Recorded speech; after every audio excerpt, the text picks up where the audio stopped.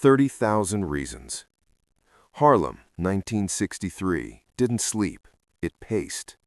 The streets had their own heartbeat, train rattle above Lenox, jazz leaking from basement clubs, laughter that sounded brave even when it wasn't. At night, storefront lights painted the sidewalks gold, and in that gold you could see everything people tried to hide: hunger, pride, dreams, fear. Ellsworth Bumpy Johnson could read that gold like a preacher reads scripture. He sat in the back booth of a small restaurant that didn't pretend to be fancy, the kind of place where the coffee was strong, the plates were chipped, and the owner didn't ask questions as long as you paid and you didn't bring trouble through the front door. Bumpy kept his hat on, not to look tough, but because Harlem had taught him a rule: never expose more of yourself than you must. Across from him, a man with a wide smile and tired eyes stirred sugar into his cup like he was trying to sweeten the whole world. Leon Lenny Brooks. Leon wasn't just a friend, he was the friend. The one who'd shared cold stairwells and hot summer rooftops with Bumpy back when they were kids and nobody knew their names. The one who'd covered Bumpy's back when older boys chased them for speaking too loudly, dreaming too boldly. The one who'd once split a stolen loaf of bread into two equal halves and said, "If we're going to be hungry, we're going to be hungry together." Now Leon wore a decent coat and a respectable tie. He worked as a clerk for a shipping office on the river: papers, crates, schedules, legitimate work, the kind Bumpy respected more than people assumed. Because Bumpy, despite all the whispers and legends, had always had a soft spot for honest labor, not because it was clean, but because it was hard. Because a man who did honest work carried his dignity in his hands, even if the world tried to knock it out. Leon looked up and grinned. "You still drink coffee like it's medicine." "It is," Bumpy said. "Keeps a man awake to what's coming." Leon chuckled, but the sound didn't land right. It came out half a beat too late, like a musician who'd forgotten the rhythm. Bumpy noticed. He always noticed. "You asked me to come," Leon said, tapping his spoon against the cup. "So talk." Bumpy's eyes moved, slow and careful, across Leon's face, the faint sweat at the temple, the twitch at the corner of the mouth.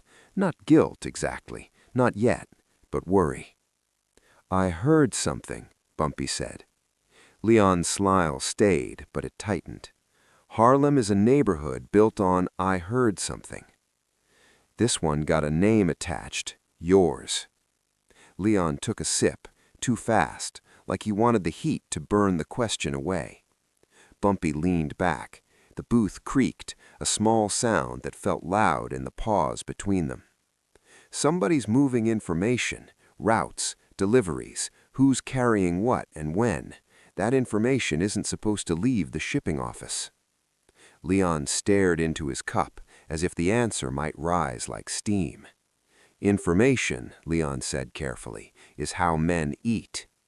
Bumpy didn't flinch. "And betrayal is how men choke." Leon looked up then. "You calling me a traitor?" "I'm asking you if you're starving." That landed.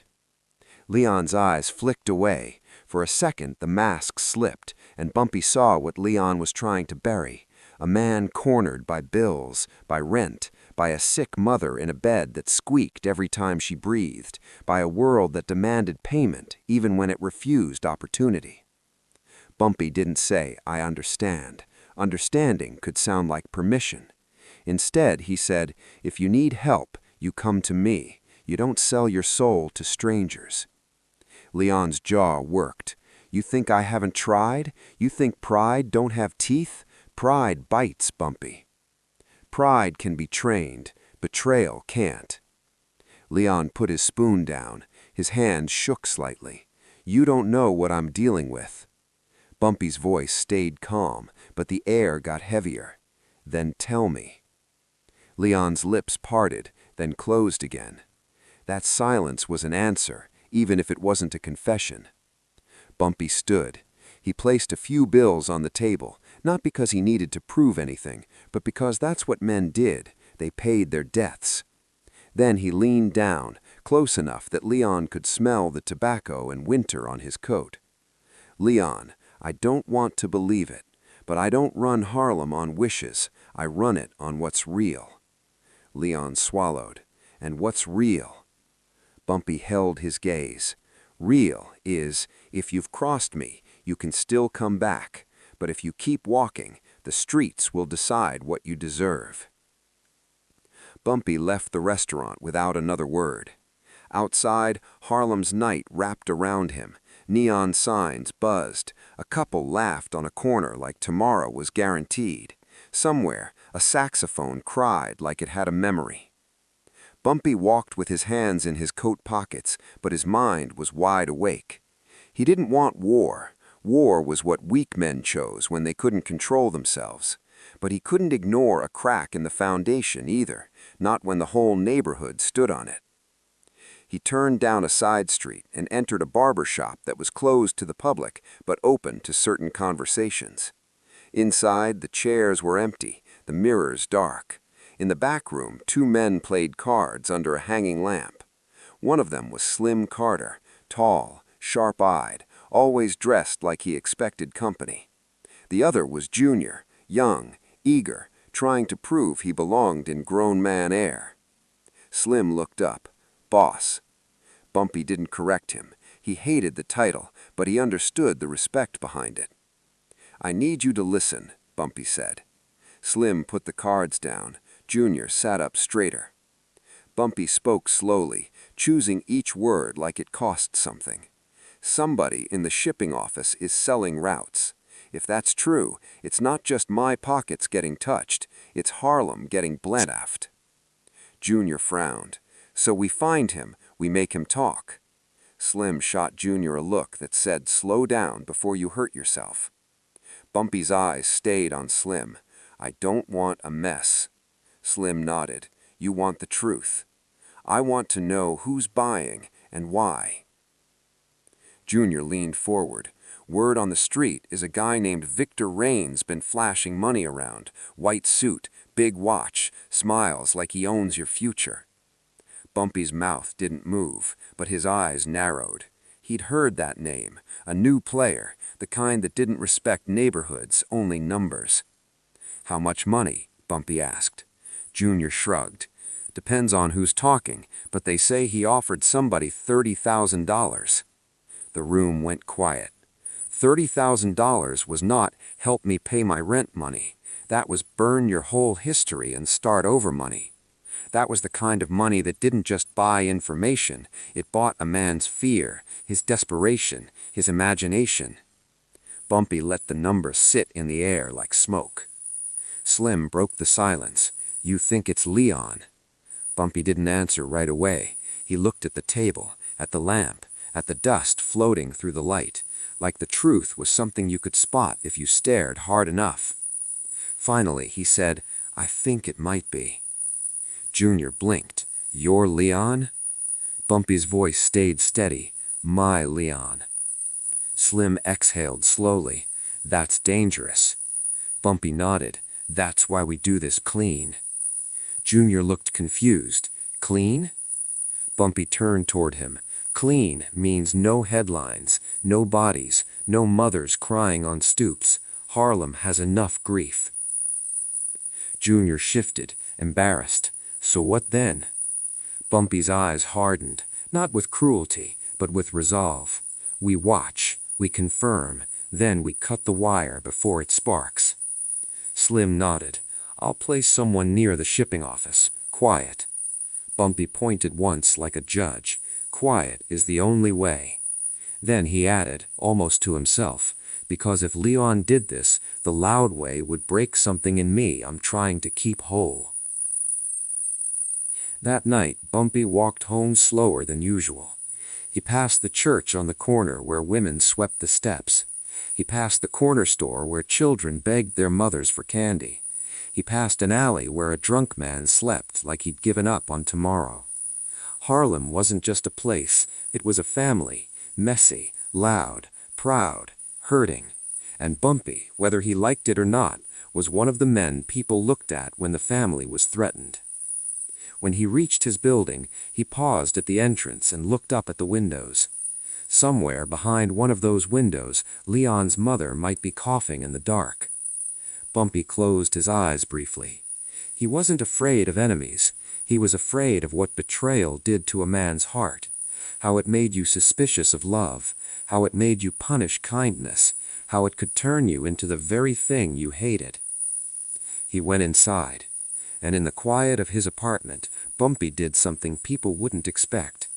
He poured himself a glass of water, sat at the table, and prayed, not for revenge, not for victory, but for wisdom.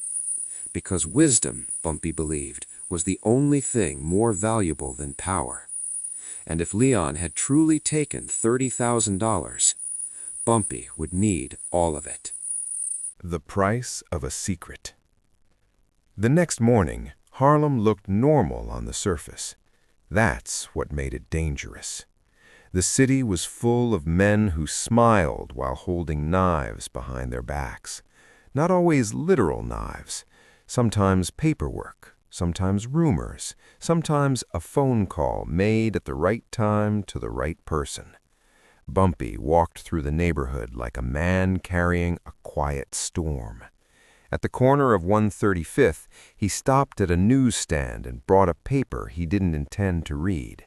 The vendor nodded respectfully. People always did. Respect traveled faster than truth. Across the street, Slim's guy, an older man named Moses, leaned against a lamppost with a cigarette, eyes half-lidded like he was bored. Moses had the kind of face that disappeared in crowds, perfect for watching. Bumpy didn't look at him. Looking was a language. Bumpy preferred silence. He moved on, heading toward a small community center he quietly funded. The center taught kids to box, read, and stay out of trouble. It was Bumpy's way of fighting without spilling blood, building something instead of breaking. Inside, kids ran drills and laughed. A coach barked instructions. For a moment, Bumpy's shoulders loosened. Then he saw Leon. Leon stood near the back, talking to the coach, handing over a small envelope. Donations, always trying to look like a man who still belonged to the good side of things. Leon's eyes met Bumpy's. A flash of relief, then panic, then a forced smile. "Bumpy," Leon said, walking over like nothing was wrong. "Didn't know you'd be here." "I'm always here, just not always visible." Leon chuckled, again half a beat late. "You still talking like you got a dictionary in your pocket." Bumpy didn't return the joke. He nodded toward the kids. "They need stability." Leon glanced at the kids, too, and for a second his face softened, real affection. Leon wasn't a monster. That's what made this hurt even more. "They do," Leon said. "That's why I'm helping." Bumpy studied him. "Helping who?" Leon's smile twitched. "Helping Harlem." Bumpy leaned slightly closer. "You still working at the shipping office?" Leon blinked. "Yeah." "Any new friends?" Leon forced a laugh. "What's this, an interrogation?" Bumpy's voice stayed calm. "It's a lifeline." Leon's eyes narrowed. "You think I'm drowning?" Bumpy held his gaze. "I think somebody threw you a rope made of snakes." Leon's jaw tightened, and he glanced away, toward the door, toward the windows, toward any escape. That's when Bumpy knew something for sure. Leon was hiding something. Bumpy stepped back. "Walk with me." Leon hesitated. "Right now?" "Right now," Bumpy said. They walked outside and down the block, away from the kids. The air was colder than it had any right to be, or maybe it was just the tension between them. They reached a quiet street where the sounds of Harlem faded into the distance. Bumpy stopped near a brick wall covered in old posters. He turned to Leon. "Tell me the truth," Bumpy said, "before I have to learn it from somebody who doesn't care about you." Leon stared at the wall. His throat bobbed. "Bumpy," Leon whispered, "you ever feel like the world is a hand on your neck?" Bumpy didn't answer. He let Leon speak. Leon's words came out fast now, like he'd been holding them too long. My mother's medicine costs more than my paycheck. The landlord don't care about my loyalty. The hospital don't care about my childhood promises. They want money, Bumpy. Bumpy's eyes softened a fraction. So you came to me. Leon flinched. I tried. Bumpy's voice sharpened. You didn't. Leon snapped back. Because I didn't want your pity. Bumpy's jaw tightened. I don't give pity. I give help. Leon's eyes filled with anger, at himself, at the world, at Bumpy for being Bumpy. Help always has a price. Bumpy nodded once. Everything does. Leon swallowed hard. He offered me 30,000. There it was. The truth landed like a brick. Bumpy didn't move. Victor reigns. Leon's eyes widened. How you... I know the streets, and I know your face when you're lying. Leon's shoulders slumped. I didn't want to do it. Bumpy's voice was low, controlled. But you did.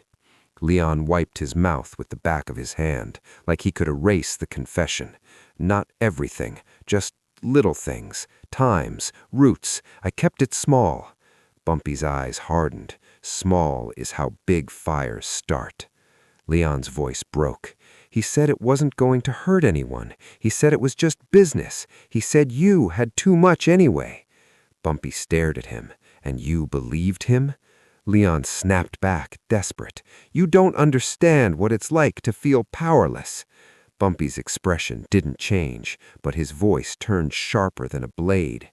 Powerless is being a child with no food. Powerless is watching your mother fade and having nothing in your pocket but hope.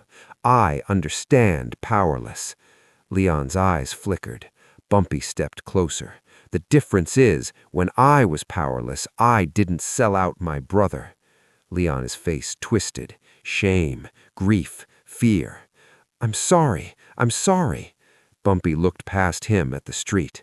A man pushed a cart, a woman carrying groceries. Life kept moving, even when hearts broke. Bumpy spoke softly, but each word was heavy. Sorry, don't rewind time. Sorry, don't unspill what you've spilled. Leon begged now, voice trembling. I'll fix it. I'll give it back. Bumpy raised a hand. Listen. Leon stopped, breath catching. Bumpy's eyes locked on his. I could destroy you. Leon flinched. Bumpy continued. I could do it in a way that makes the streets clap and the devil smile. Leon's lips parted. He didn't understand. Bumpy said, I'm not going to become a monster because you made a mistake. Leon's eyes flooded. Then what? What are you going to do? Bumpy's voice turned cold, but not cruel. You're going to help me stop Victor. Leon blinked. How? You're going to tell me everything. Every meeting, every name, every place, every message. Leon shook his head quickly. He'll kill me. Bumpy's eyes flashed. He's not touching you. Leon laughed bitterly. You can't protect me from everything. Bumpy stepped closer, his presence filling the space like thunder. No, but I can protect Harlem, and if you want forgiveness, you'll stand where you should have stood from the beginning, on the right side of your own soul. Leon's breathing turned ragged. If I do this, my mother... Bumpy nodded once, already deciding. Your mother will get her medicine. Leon stared. You'd still help me? Bumpy's voice was quiet. I'm helping her, not your betrayal. Leon covered his face, shaking. I didn't deserve you. Bumpy's expression stayed stern. Don't say that. Deserve is a word people use to avoid responsibility.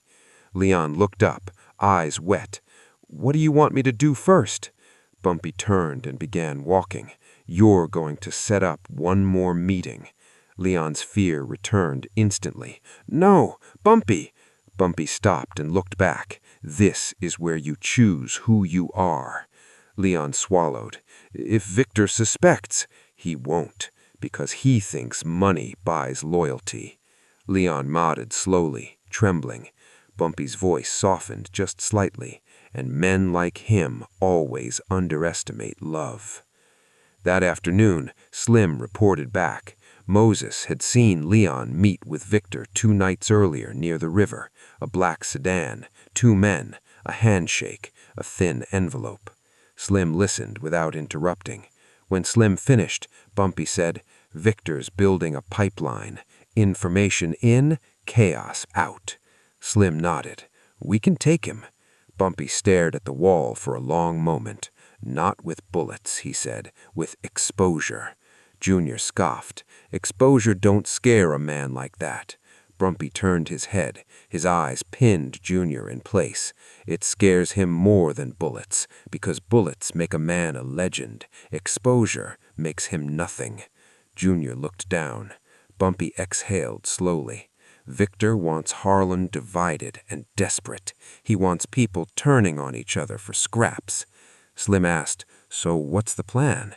Bumpy looked out the window at the street below, at the people who deserved better than to be pawns. He said, "We poison his business." Slim frowned. "Poison?" Bumpy's eyes stayed calm. "Not a drink, a truth." He turned back to them. "We feed him what he fed us, until he chokes on his own greed." That night, Leon made the call to Victor. His hand shook the whole time. Victor answered like he'd been waiting. "You got something for me?" Leon swallowed. "Yeah." Victor laughed softly. "Good boy."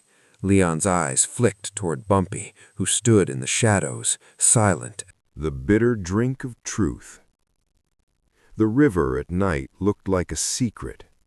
Lights from the city shimmered across the water, trembling like nervous hands. The docks smelled like oil and metal and old promises. It was the kind of place where men did business when they didn't want business to be seen.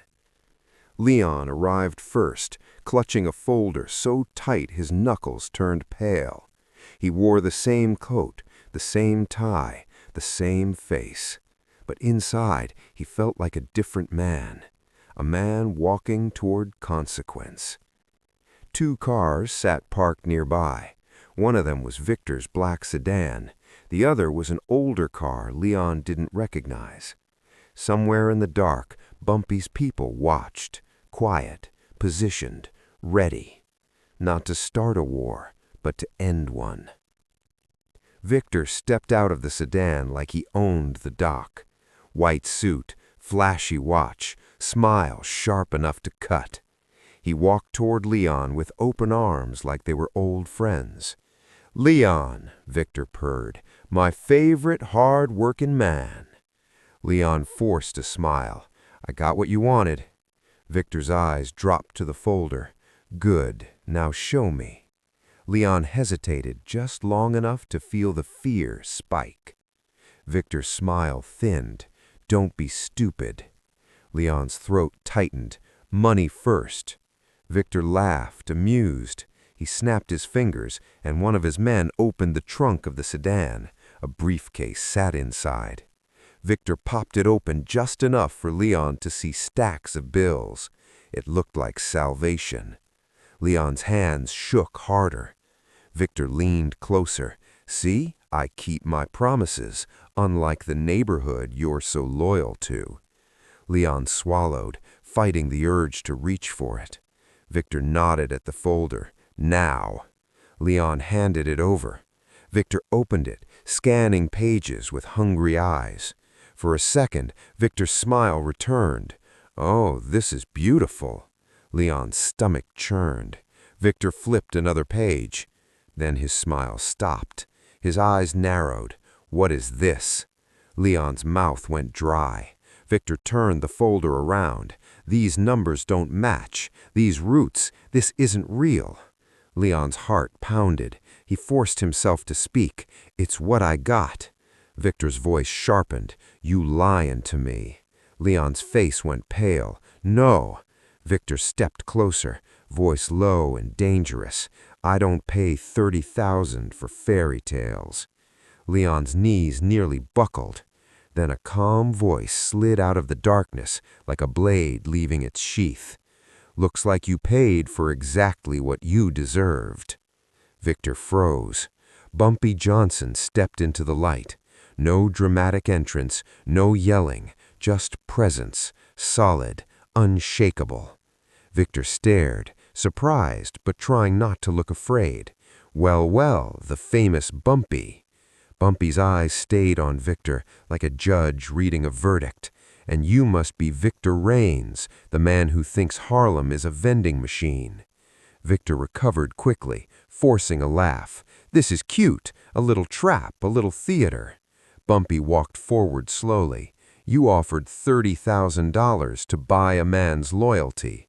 Victor shrugged. "That's business." Bumpy's voice stayed quiet. "That's poison." Victor's smile sharpened. "And what are you gonna do about it?" Bumpy looked at Leon for a brief moment. Pain, disappointment, and something else. A chance. Then he looked back at Victor. "I'm going to do what you didn't account for," Bumpy said. "I'm going to make you face consequences." Victor scoffed. "You think I'm scared of you?" Bumpy's gaze didn't change. "You're not scared of me. You're scared of being exposed." Victor's jaw tightened. "Expose what?" Bumpy nodded slightly toward the shadows. Slim stepped out, holding a small tape recorder. Victor's face flickered. Bumpy spoke softly. "You've been running your mouth to my friend for weeks, talking about who you pay, who you plan to hurt, what you plan to steal." Victor tried to laugh it off. "You don't have anything." Bumpy's voice was steady. "We have enough."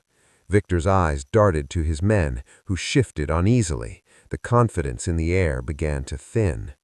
Victor snapped at Leon. "You set me up." Leon's voice cracked. "You set me up first." Victor stepped toward Leon, rage flashing. "You ungrateful—" Bumpy's voice cut through like steel. "Don't." Victor stopped, breathing hard. Bumpy took one more step closer. "You thought 30,000 could buy a man's soul, but you forget something about Harlem." Victor's eyes narrowed. "What's that?" Bumpy's voice lowered. "We've been poor. We've been hungry. We've been stepped on, but we're not stupid, and we don't forgive outsiders who come here to turn brother against brother." Victor's smile returned, thin, forced. "You want money? Fine, name your price." Bumpy headed slowly. "You still don't get it." Victor's face hardened. "Then what do you want?" Bumpy pointed at the briefcase. "Take your money." Victor blinked. "What?" Bumpy's eyes stayed cold. "Drink it." Victor frowned. "What are you talking about?" Bumpy's tone didn't change. "That money is the bitter drink you've been pouring into this neighborhood. Greed, corruption, fear. Take it back." Victor's men looked confused. Bumpy continued, voice calm but heavy. "You can't buy Harlem. You can only poison it. And tonight, you're going to taste what you tried to feed us." Victor laughed sharply. "You're crazy." Bumpy nodded once. "Maybe, but I'm not careless." Slim lifted the recorder slightly. "And we're not alone." From the shadows, Moses stepped out holding a small camera. Another man stepped out too, one of Victor's lower-level partners, a nervous-faced guy who looked like he'd been sweating guilt for weeks. Victor's face widened. "What is this?" Bumpy's voice stayed even. "This is the part where your empire starts collapsing." Victor snapped. "You think a recording scares me? I'll bury you." Bumpy's eyes narrowed. "You can try." Victor stepped back toward his car. His men moved too, hands near their coats. Bumpy didn't move. "You walk away, you'll spend the rest of your life looking over your shoulder. Not because I'll chase you, because your own greed will." Victor's face twisted. "You're bluffing." Bumpy glanced at Slim. Slim pressed play. Victor's own voice filled the dock, recorded from earlier conversations, arrogant, careless, naming names, mocking the neighborhood, talking about paying off officials, laughing about how easy it was to turn men against each other. Victor's face drained as he heard himself. His men stared at him, shocked. The nervous partner flinched, as if realizing he was standing beside a sinking ship. Victor snapped, lunging for the recorder. Slim stepped back. Bumpy didn't raise his voice. "That's the poison. Your own words." Victor's breathing turned heavy. He looked around, realizing the power balance had shifted. "Leon," Victor snarled, "you think this man's your savior? He'll cut you down the moment you're inconvenient." Leon's face tightened, shame burning. "Maybe, but I'm done being your puppet." Victor spat on the ground. "You're all the same." Bumpy's voice was quiet. "No, you're the same. Everywhere you go, you bring rot, and you call it business." Victor's eyes flashed. "You want me to leave?" Bumpy nodded. "Leave Harlem." Victor laughed bitterly. "And if I don't?" Bumpy stepped closer, his presence calm but absolute. "Then your name becomes public. Your partners hear the tapes. Your money dries up. Your friends disappear. You don't get to hide behind suits and smiles anymore." Victor stared at him, hatred boiling. Bumpy held the gaze without blinking. "You came here thinking you were hunting easy prey, but Harlem isn't prey. It's a family, and families protect their own." Victor's jaw clenched. His eyes flicked to his men, who now looked uncertain, like they weren't sure he could protect them if things went wrong. Victor made his decision. He slammed the folder shut, threw it at Leon's chest. "Keep your fake roots." Leon caught it, shaken. Victor snapped at his men. "We're leaving." They moved toward the sedan. Victor paused at the door and glared at Bumpy. "This isn't over." Bumpy's voice didn't rise. "It is for Harlem." Victor got in, and the car peeled away, tires squealing on the dock. The sound faded into the night. For a moment, nobody spoke. Leon's body trembled like a man surviving a storm. Bumpy looked at him. Leon whispered, "Am I dead?" Bumpy's face stayed stern. "Not if you live right from here." Leon's eyes filled again. "I don't deserve a second chance." Bumpy exhaled slowly. "Stop talking about deserve." Leon wiped his face. "What happens to me now?" Bumpy's gaze turned heavy. "Now comes the hardest part." Leon's throat tightened. "Harder than that?" Bumpy nodded. "Yes. You're going to face what you did, not with fear, with honesty." Leon swallowed. "I'll do whatever you say." Bumpy's eyes narrowed. "No, you'll do what is right." Leon stared, confused. Bumpy stepped closer. "You're going to go—" Forgiveness is the hardest power. The next day, the community center smelled like sweat and chalk and hope. Kids ran drills, gloves thumped bags. A radio played soft music in the corner. Harlem, for a moment, looked like it was healing. Leon stood near the entrance, hands shaking, feeling like every eye could see his guilt. Bumpy stood behind him, not close enough to look like a shield, but close enough to remind Leon he wasn't alone. The coach noticed Leon's pale face. "You all right, Leon?" Leon swallowed. "I need to say something." The coach frowned. "To who?" Leon looked around the room. The kids slowed. They sensed the seriousness. They'd grown up learning to read adult tension like weather. Leon raised his voice, but it cracked. "Everybody, listen." The room quieted. Leon's heart pounded so hard he thought it might break his ribs. He looked at the kids, faces full of curiosity, respect, and innocence he didn't want to poison. Leon took a breath. "I made a mistake," he said. "A big one." A murmur moved through the room. Leon continued, voice trembling. "I let money tempt me into doing something that could have hurt this neighborhood. I thought I was doing it for my family, but I was really doing it because I was scared." He swallowed hard. "And I'm standing here to say I was wrong." The coach's face tightened, trying to understand. Leon's eyes filled. "I can't undo what I did, but I can own it, and I can change what I do next." A boy in the front crossed his arms. "You a snitch?" Leon flinched at the word, but he didn't run from it. "No," he said softly. "I'm a man trying to be better than my worst moment." The room stayed quiet. Leon looked down at his hands. Some of you think strong means never falling. That's a lie. Strong means you fall and you get back up without blaming the world. He took another breath, voice steadier now. If you ever feel trapped, if you ever feel like money is the only way out, don't do what I did. Ask for help. Tell the truth before the truth becomes a grave. He glanced toward Bumpy, then back at the kids. I'm going to earn your respect again, not with talk, with work. A long pause. Then the coach nodded slowly. All right, the coach said. You want to work? Start by cleaning the gym every night this week. Show them you mean it. Leon nodded immediately. I will. The kids watched him differently now, not as a hero, not as a villain, but something real, a flawed man choosing accountability. Bumpy stood in the back, arms crossed, face unreadable. Slim stepped beside him quietly.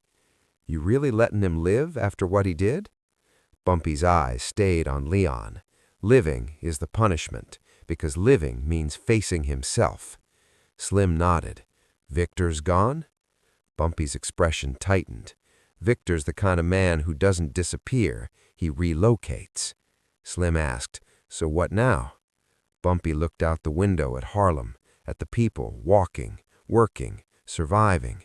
Now we strengthen the neighborhood, so the next victor who comes with money finds nothing to buy.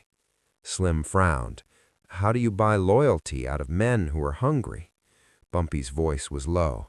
You don't. You feed them dignity. That night, Bumpy visited Leon's mother. Her apartment was small, warm and worn. She lay in bed with tired eyes and a fragile smile. Bumpy stood near the doorway, hat in hand, a sign of respect. Leon's mother coughed softly. Mr. Johnson? She whispered. Leon said you came by. Bumpy nodded. I did. Her eyes searched his face. My son, he been acting strange. Bumpy paused. He could have lied. He could have protected Leon's reputation, but he had promised truth. He made a mistake, Bumpy said gently, but he's trying to fix it. Leon's mother's eyes filled. He's a good boy. Bumpy nodded. He can be. She swallowed, voice shaking. Please, don't let the streets take him. Bumpy's jaw tightened. He looked down for a moment, fighting the bitterness. Then he said quietly, I'm not the streets. Leon's mother exhaled in relief, tears slipping down her cheeks. Bumpy turned to leave, but then stopped. Your medicine, he said. It'll be covered. Her lips trembled. Why? Bumpy's voice stayed steady, because hunger makes people do desperate things, and Harlem's been hungry too long. When Bumpy stepped back outside, the night air felt colder. Leon caught up to him on the sidewalk, breath visible in the light. I saw you, Leon said softly. Thank you. Bumpy didn't look at him. Don't thank me. Earn it. Leon nodded. I will. They walked in silence for a moment. Finally, Leon whispered, I thought money would fix everything. Bumpy's voice was calm. Money fixes problems. It doesn't fix people. Leon looked down. So what fixes people? Bumpy paused, then said quietly, truth, work, and time. Leon swallowed. And forgiveness? Bumpy's eyes hardened slightly. Forgiveness is earned. Leon nodded, accepting. They reached a corner where their paths would split. Leon hesitated. Bumpy, why didn't you destroy me? Bumpy finally turned and looked at him. I wanted to, not because I'm proud of it, because I'm human. Leon's face twisted with shame. Then why didn't you? Bumpy's voice lowered. Because if I destroyed you, I'd be proving Victor right. Leon blinked. Bumpy continued. Victor believes men are just prices, that everyone has a number. If I responded with rage, I'd be confirming his world. Bumpy leaned closer, eyes sharp. But Harlem needs a different world. Leon's eyes watered again. Bumpy said, you drank greed and it made you sick. Now drink truth. Drink discipline, drink responsibility. It's bitter, but it saves you." Leon nodded slowly. "I'll drink it." Bumpy stepped back. "And Leon," Bumpy added. Leon looked up. Bumpy's gaze stayed steady. "You're not my best friend right now. You're a man rebuilding. Don't rush the title. Let it come back honestly." Leon swallowed hard. "Yes." Bumpy turned to walk away. As he moved into the night, Harlem's sounds wrapped around him again. Cars passing, music drifting, people living. Bumpy didn't feel victorious. He felt tired. But he also felt something rare. Peace. Not the kind that comes from crushing an enemy, the kind that comes from refusing to become one. And somewhere behind him, Leon stood on the corner, watching Bumpy disappear into Harlem, knowing the real punishment wasn't fear, it was the long, hard work of becoming worthy again. That's the story people didn't always tell about men like Bumpy Johnson. They told legends of power. But the truest power Bumpy ever showed wasn't in violence, it was in restraint. It was in choosing the neighborhood over his ego. It was in turning betrayal into a lesson so the next generation didn't have to repeat it.